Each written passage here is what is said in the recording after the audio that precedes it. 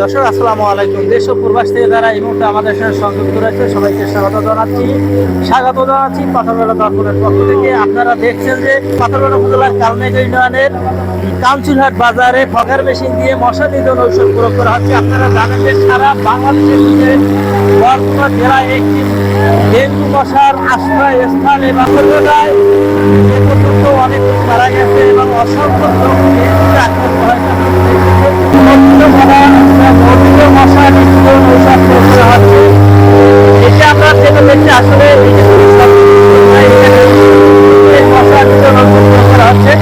সাথে সাথে লিফলেট বিতরণ করা হচ্ছে। আপনারা জানেন যে পাথরঘাটা উপজেলার কালমেঘ ইউনিয়নের মাওলানা আব্দুল কাদেরের উদ্যোগে এই পদক্ষেপ নেওয়া হচ্ছে এবং দেখছেন যে এর আগে সত্তার খান বাজার সেন্টারে এবং সোনালী বাজার হয়ে বর্তমানে কাঞ্চুরহাট বাজারে এই মশা নিধন ঔষধ প্রয়োগ করা হচ্ছে। মানুষকে সচেতন করার জন্য লিফলেট বিতরণ করা হচ্ছে।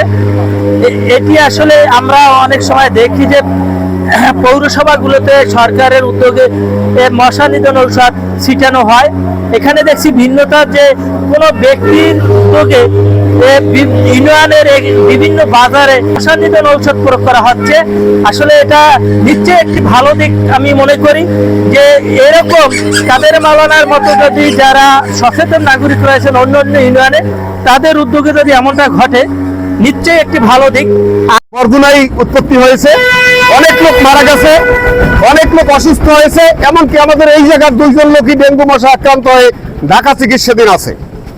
আমরা লক্ষ্য করছি এই যে ফকার মেশিনের মাধ্যমে মশা নিধনের যে ঔষধ বিতরণ করা এটা শুধুমাত্র পৌরসভা সিটি কর্পোরেশনে হয়, মুফাসসালে এরকম কোনো ঔষধ বিতরণ করা হয় না।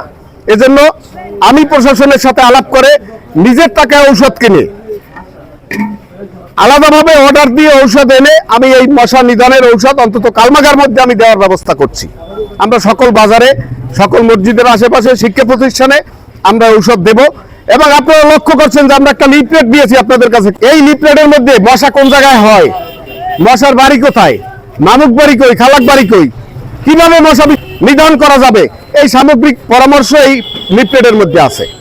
আপনারা এই লিফলেটটা নেবেন, বাড়ি নেবেন, ভাবিদেরকে পড়াবেন, মা বোনদেরকে পড়াবেন, ছেলে বাচ্চাদেরকে পড়াবেন, যাতে আমরা যদি সবাই সতর্ক হই এই মশা আমাদের কাছে কিছু না।